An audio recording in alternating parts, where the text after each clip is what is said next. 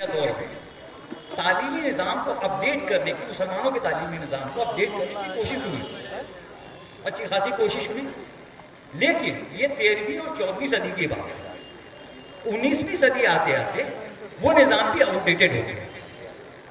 تب سر سید کو سمجھ میں آیا کہ بھائی اس سے کام نہیں چلے گا، اس کو بھی اپڈیٹ کرنا ہے۔ تو انہوں نے اس کی مہم شروع کی، علی گڑھ موومنٹ۔ علی گڑھ موومنٹ کے یہ سارے اسٹیپس، یہ سارے چرن، ڈفرینٹ ڈائمینشن تھے علی گڑھ موومنٹ۔ ان کو لگا کہ مسلمانوں کو کوالٹی ایجوکیشن، صرف ایجوکیشن سے کام نہیں چلے گا، ماڈرن ایجوکیشن، کوالٹی ایجوکیشن۔ اب سر سید کیا کرتے ہیں؟ انہوں نے رائے مشورہ کیا اپنے دوستوں سے جو ان کے رفیق تھے، ان سے رائے مشورہ کیا، آکسفورڈ اور کیمبرج کا دورہ کیا، یہ سب کیا انہوں نے۔ یہ کیسے کیا، اس میں کیا دشواری آئی ہے، وہ سب آپ لوگ واقف ہیں، کیا مصیبتیں انہوں نے جھیلی۔ لیکن پہلا کام انہوں نے کیا سر سید موومنٹ، علی گڑھ موومنٹ کی بہت بڑی دین ہے، وہ تھا محمدن سائنٹیفک لٹریری سوسائٹی کا قیام، جس کو ہم عموماً سائنٹیفک سوسائٹی کہتے ہیں۔ اس کا پورا نام ہے محمدن سائنٹیفک اینڈ لٹریری سوسائٹی۔ اس کا کام کیا، اس کے پیچھے سر سید کا مقصد کیا؟ سر سید کا مقصد یہ تھا کہ جو ویسٹرن ورلڈ میں سائنٹیفک ایڈوانسمنٹ ہوئے، سائنس میں جو آگے بڑھے، جو کام ہے، اور جو لٹریچر میں ان کا کام ہے، جو ادب میں ان کا کام ہے، اس کو اردو میں ٹرانسلیٹ کر کے یہاں کے ینگ بچوں کو، نوجوانوں کو اس سے روبرو کرایا جائے، تاکہ ان کی سوچ جو ہے وہ بدلے، ان کے سوچ کا ہورائزن بدلے، بڑا ہو، کینوس بڑا ہو۔ ایک دیکھیے مطلب انہوں نے بہت سائنٹیفک طریقے سے چیزوں کو لیا ہے۔ ایک جا کے انہوں نے کوئی مدرسہ اور کالج نہیں کھول دیا، پہلے انہوں نے وہ سائنٹیفک سوسائٹی قائم کی۔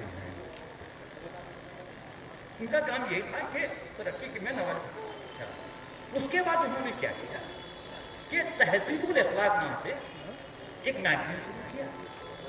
اب اس میں دیکھیے کہ کوئی بھی چیز ہم کا ہے کرنا بالکل بہت ہی سوچا سمجھا۔ تہذیب الاخلاق، دو پارٹ ہیں، تہذیب الاخلاق، etiquettes and morality, manners and morality.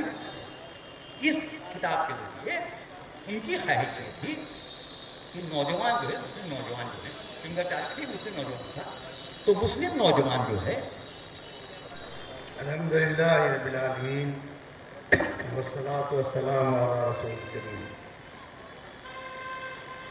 اعوذ باللہ من الشیطان الرجیم، بسم اللہ الرحمن الرحیم۔ ربنا اغفر لی ولوالدی المؤمنین یوم یقوم الحساب۔ صدق اللہ العظیم۔ آج کے اس تعزیتی نشست کی صدارت کرتے ہوئے صدر محترم جناب محمد زبیر عالم صاحب اور ڈائس میں بیٹھے ہوئے تمام معزز حضرات، ایم ڈی ایف کے نائب صدور جناب رضی احمد صاحب اور جناب پرویز عالم صاحب، سیکریٹری جناب نیر الزما صاحب، معزز علماء کرام اور عزیز نوجوان، آج کے اس نشست کا جو مرکزی عنوان ہے وہ آپ کے سامنے ہے۔ ملک اور ملت کے پس منظر میں سر سید کے اقوال میں سے دو اقوال کو سلیکٹ کیا گیا۔ ابھی ابھی کے حالات کے تناظر میں آپ دیکھیں گے کہ سر سید کا کیا کہ اس ملک کا ہر باشندہ ملک کی بہتری کے لیے، دیش کی ترقی کے لیے، اس کے استحکام کے لیے ایک جان ہو کر مل جل کر کے کوشش کرنی چاہیے۔ ہمارا ملک آگے ہو، دنیا میں وہ لیڈ کرے، ہر اعتبار سے ہم آگے رہیں، اور پورے ہندوستانی عوام کو اس میں سمیٹ دیا گیا، ہر باشندہ۔ کوئی اس میں الگ سے ہندو مسلم ادر کاسٹ کسی کا نہیں ہے، جو اس دیش کا واسی ہے تو تمام لوگوں کے لیے میسج ہے۔ دوسرا ہے کہ جو اور نسلیں ہیں ابھی جو جناب شیخ شمیم انور صاحب نے جس کا ذکر کیا ہو رہا ہے، اور ہم سب جانتے ہیں کہ ہمارے شہر میں، ہمارے گاؤں میں، ہر جگہ پورے ملک میں ہمارے نوجوان طبقہ کہاں جا رہا ہے۔ اس کو اور اولاد کی میں مشکور ہوں کہ مجھ کو بھی آج کی اس مجلس میں موقع ملا ہے کہ میں اپنے دلی جذبات کو آپ تک رکھوں۔ سید احمد خان کے زندگی اور کارنامے پر باتیں ہو رہی ہیں اور آگے بھی ہوں گی۔ میں ایک گزارش کروں گا آپ سبوں سے اپنی گفتگو مرکزی گفتگو پہ آنے سے پہلے کہ میرے جملوں کی گرفت نہیں کریں گے، میرے جذبات کی ضرور قدر کریں گے۔ محترم صدر اور معزز حاضرین، آج کی اس مجلس کے آرگنائزر کا میں بہت مشکور ہوں کہ انہوں نے عریا کو بھی معروم نہیں کیا۔ آج جہاں پورے ہندوستانی کے مختلف ملکوں میں پروگرام ہو رہا ہوگا، اس کی کڑی سے یہ آج کا پروگرام بھی جڑ گیا ہے۔ میں دو موضوع صرف رکھوں گا۔ کسی بھی محل کی بنیاد، اگر بنیاد اس کی مضبوط ہے تو محل آپ جتنا اونچا کھڑا کر لیجیے، بلا خوف خطر وہ کھڑا ہو جائے گا۔ لیکن اگر اس کی بنیاد کمزور ہے تو محل کھڑا نہیں ہو سکے گا بلکہ گر جائے گا۔ سر سید کو سر سید کس نے بنایا؟ آج جن حالات میں سر سید نے آنکھیں کھولی اور اس پریپیکش میں دو شبد اس لیے کہ میں نے کتاب اپلبدھی پر بہت ساری کوشش کی، سر سید احمد کی زندگانی پر کوئی کتاب ہم کو مل جائے، اور اس پرانگن میں کہتے ہوئے ہمیں آج بڑی خوشی ہو رہی ہے، اور سر سید احمد کے نام پر ہی لائبریری ہو اور پھر کتاب کی اپلبدھی نہ ہو پانا ہو، تو یہ کتنی دکھد کی بات ہے۔ لیکن خوشی کی بات بھی اسی کے ساتھ لگی ہوئی ہم لوگوں کے ساتھ۔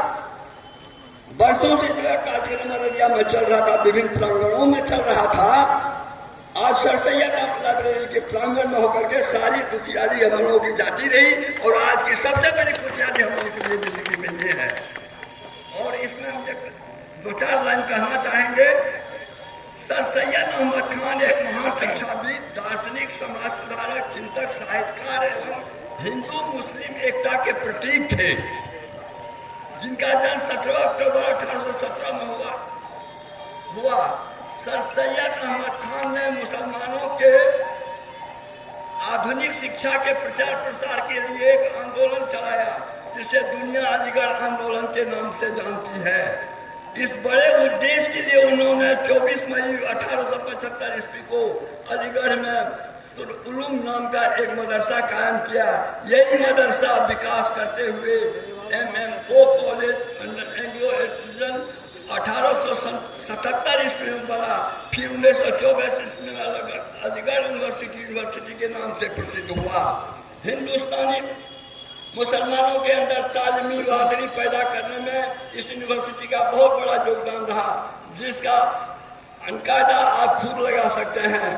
1875 عیسوی میں پورے دیش میں گریجویٹ کی سنکھیا کیول نام ماتر تھی، جو 1846 تھی، اس میں ماتر 20 ہی مسلم گریجویٹ تھے۔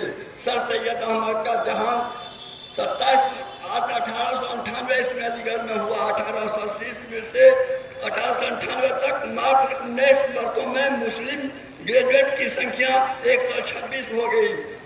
شکشا کے چھیتر میں کیول اس سنستھا نے جو کچھ کیا وہ ایک انقلاب تھا۔ آج بھی اس کمر توڑ مہنگائی میں کے یگ میں علی گڑھ مسلم یونیورسٹی کی شکشا سب سے سستی एवं मिसाली है। सर सैयद ने कहा था तुम्हारी संतान तुम्हारे पास खुदा की अमानत है। अलीगढ़ आंदोलन में मुसलमानों को SMU की शक्ल सोचकर विचार विमर्श किया जा सकता है। सर सैयद के आंदोलन में हिंदू राजाओं और विद्वानों का भरपूर सहयोग किया।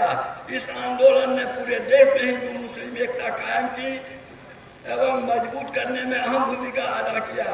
सर सैयद का कहना था राष्ट्रीय एकता राष्ट्रीय विकास की पहली सीढ़ी है। सर सैयद अहमद खां की श्रद्धांजलि अर्पित करते हुए मौलाना अब्दुल कलाम मोदी ने कहा था सर सैयद ने मुसलमानों के डूबते हुए जहाज को जिस तरह भी हो सका डूबने से बचा लिया। यही अलीगढ़ आंदोलन का सबसे बड़ा कारनामा है। आज हालात बदल चुकी है। MMU के माहौल में बहुत अंतर आ गया है।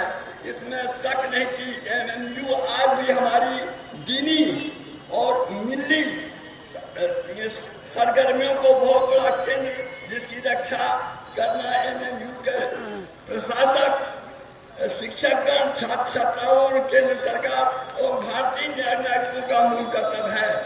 केंद्र सरकार ने विभिन्न राज्यों में MMM की शाखाएं खोलकर शरीयत के मिशन को आगे बढ़ाने में के लिए सराहनीय कदम उठाया है।